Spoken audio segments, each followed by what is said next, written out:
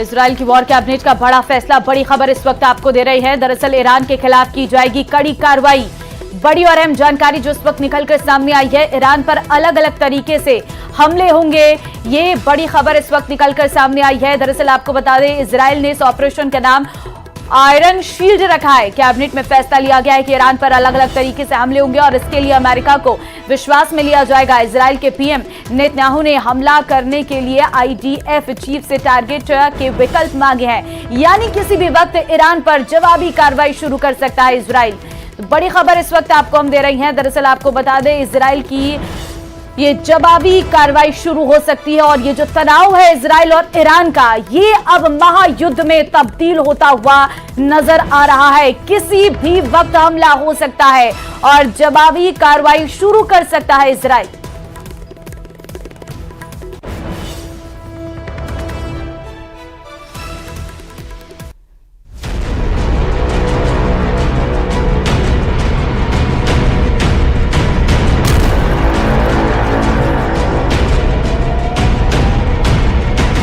Israel ने तय कर लिया है कि वो ईरान को बख्शेगा नहीं।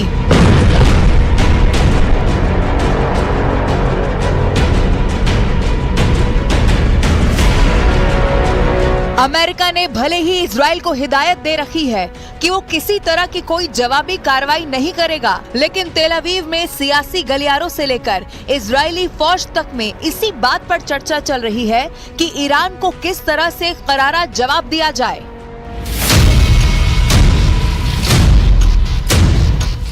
नेतन्याहू का वॉर प्लान रेडी है।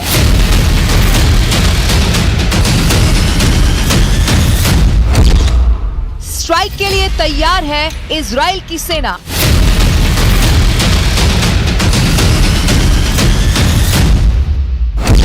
ईरान पर बरसेगी बदले की आग।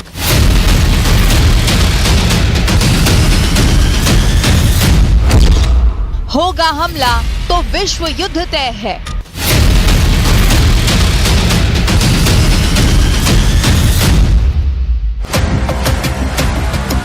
इजराइल की वॉर कैबिनेट ने बड़ा फैसला ले लिया है। ईरान पर हमला होगा और जरूर होगा।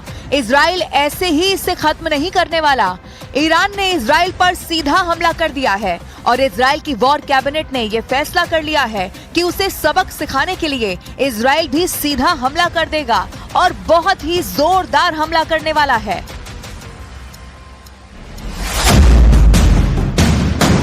ईरान के खिलाफ शुरू होगा ऑपरेशन।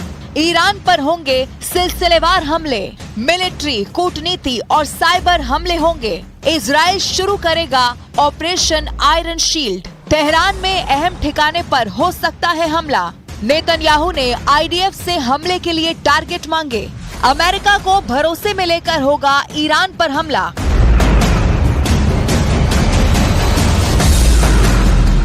ईरान बार बार धमकी दे रहा है कि अगर इजराइल ने आगे कुछ भी किया तो अंजाम बुरा होगा, लेकिन इजराइल को ये पता है कि उसे इस हमले का जवाब जरूर देना होगा और इसीलिए वॉर कैबिनेट में तय हुआ है कि इजराइल ईरान पर हमला करेगा और जिस तरह का हमला इजराइल पर हुआ है उससे भी बड़ा हमला इजराइल ईरान पर कर देगा। इसके लिए प्लानिंग बन चुकी है। इजराइल की सेना के चीफ को ऑपरेशन आयरन शील्ड को मुकम्मल करने के लिए सैन्य कार्रवाई का ब्लूप्रिंट तैयार करने को कह दिया गया है और जाहिर है कि जिस पल ईरान ने इजराइल पर हमला किया उसी पल से आईडीएफ ने ये ब्लूप्रिंट बनाना शुरू कर दिया होगा और अब इस पर एक्शन की बारी है।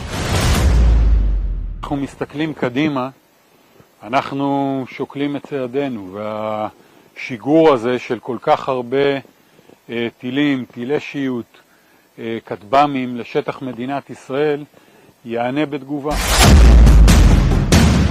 इधर इजराइल लगातार इस चीज पर मंथन कर रहा है कि कैसे ईरान को करारा जवाब दिया जाए और उधर ईरान में इजराइल पर हमले की कार्रवाई का जश्न मनाया जा रहा है। सोमवार को तेहरान में सैकड़ों लोगों ने रैली निकाली। रईसी और खामेनेई के इजराइल पर हमले के फैसले का समर्थन करते हुए लोग सड़कों पर निकले, हाथों में मिसाइल लिए हुए, ईरान के झंडे लिए हुए, ईरान के सुप्रीम लीडर अली खामेनेई की तस्वीर लिए ईरान के लोग जैसे इस हमले का जश्न मना रहे हैं और इजराइल कह रहा है कि वो इस जश्न को मातम में तब्दील कर देगा।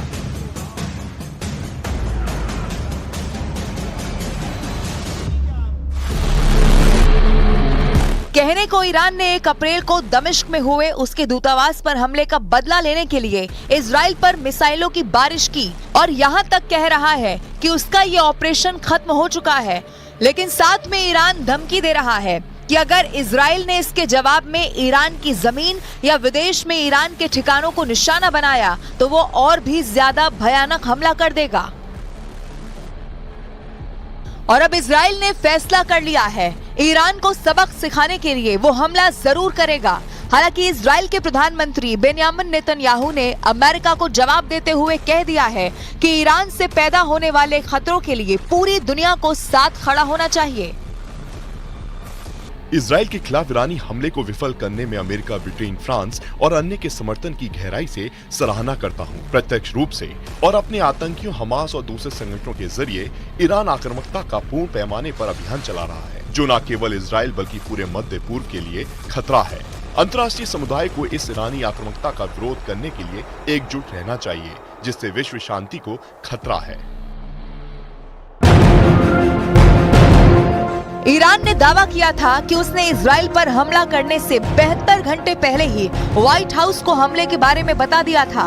इतना ही नहीं, ईरान ने यह भी दावा किया था कि उसने अपने पड़ोसियों तक को इस हमले की जानकारी दे दी थी, लेकिन पेंटागन ने इसे झूठ करार दे दिया है।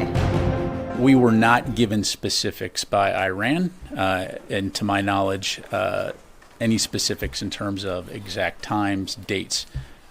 We obviously have a robust intelligence network that provides indications and warning, but to answer your specific question, no, Iran did not tell us when and where they were going to attack. Iran फिलहाल सिर्फ Israel से ही पंगा नहीं ले रहा है। Iran के supreme leader Khamenei ने अमेरिका को धमकी दे दी है कि वो इसमें ना पड़े, नहीं तो उसे भी अंजाम भुगतना होगा। और इसके साथ ही अमेरिका को लेकर झूठ भी बोला कि अमेरिका को हमले की जानकारी थी। ऐसे में जिस तरह से इजराइल ने ईरान को सबक सिखाने का ब्लूप्रिंट तैयार कर लिया है, तो अमेरिका भी उसके साथ आ सकता है और ऐसे में ईरान को भारी कीमत चुकानी पड़ सकती है।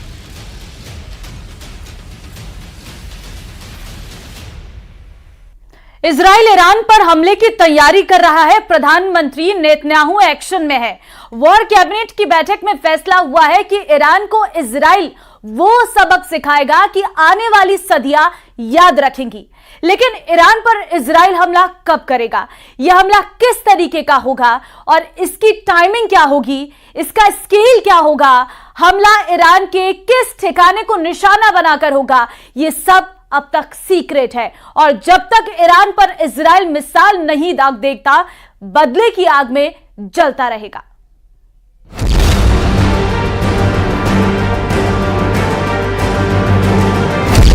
क्या होगा 48 घंटे बाद?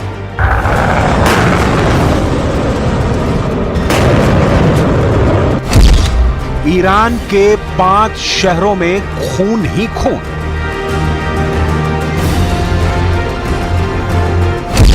नेतन्याहू ने स्ट्राइक का ऑर्डर दे दिया।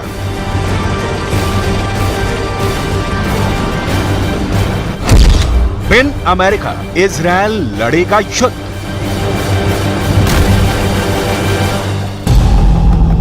वॉशिंगटन से इजराइल को लाउड एंड क्लियर मैसेज मिल गया है।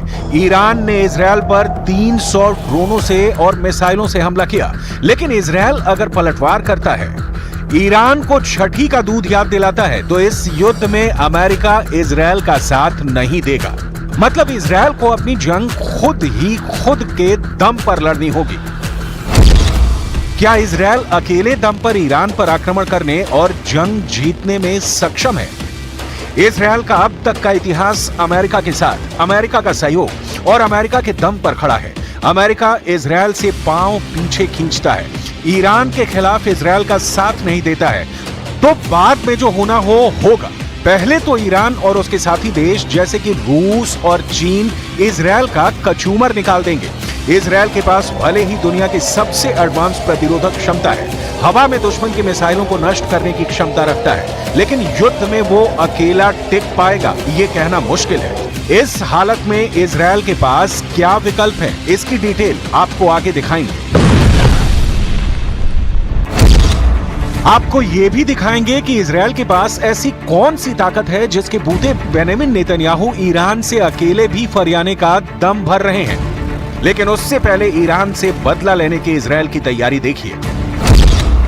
इजरायल की वॉर कैबिनेट की बैठक हुई। बैठक में पीएम नेतन्याहू, रक्षा मंत्री Yoav Gallant, cabinet minister Benny Gantz शामिल थे। वॉर कैबिनेट की बैठक में हमले की टाइमिंग और स्केल को लेकर अलग अलग राय सामने आई है। कैबिनेट मिनिस्टर बेनी गैंट्ज और आर्मी चीफ हलेवी का कहना है कि ईरान पर हमला तुरंत करना चाहिए। आर्मी चीफ का कहना है कि इजरायल की वायुसेना पूरी तरह से तैयार है। वहीं कैबिनेट के कुछ सदस्यों ने जल्दबाजी में फैसला नहीं लेने की बात कही है। हालांकि इस बात पर सभी एकमत हैं कि ईरान को करारा जवाब दिया जाएगा। मतलब ईरान पर हमले का प्लान तैयार है। हमला कब होगा, इसे लेकर वक्त और तारीख फिक्स नहीं है। ईरान ने भी सीरिया में अपने दूतावास पर इजरायली हमले के बाद पहले हमले की धमकी दी थी, लेकिन ना तो वो निश्चित वक्त बताया था और ना ही तय समय। युद्ध का भी वैसे ही ऐलान होता है। हमले की प्लानिंग और टाइमिंग बता दी जाए। दुश्मन को सावधान करने की ऐसी गलती कोई नहीं करता।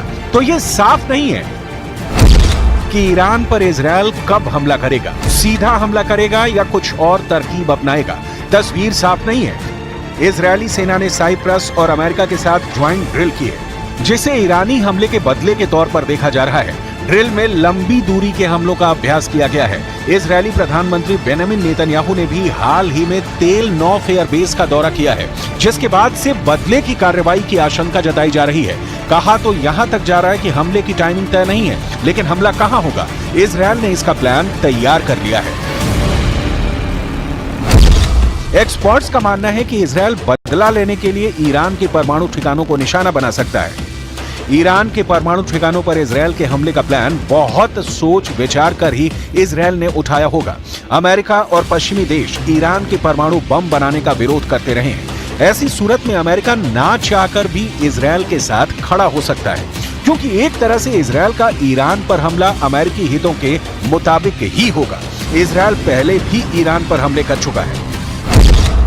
टाइम्स ऑफ इजरायल की एक रिपोर्ट के मुताबिक जून 2022 में ईरान के परमाणु ठिकानों को निशाना बनाते हुए इजरायली वायुसेना के दर्जनों जेट्स ने मेडिटेरियन सी में हमले किए थे। ये हमले भी साइप्रस के सहयोग से हुए थे।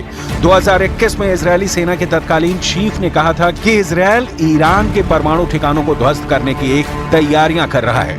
इसके अलावा हाल ही में ईरान के साथ तनाव के बीच इजरायल उसकी न्यूक्लियर फैसिलिटी पर हवाई हमले कर चुका है।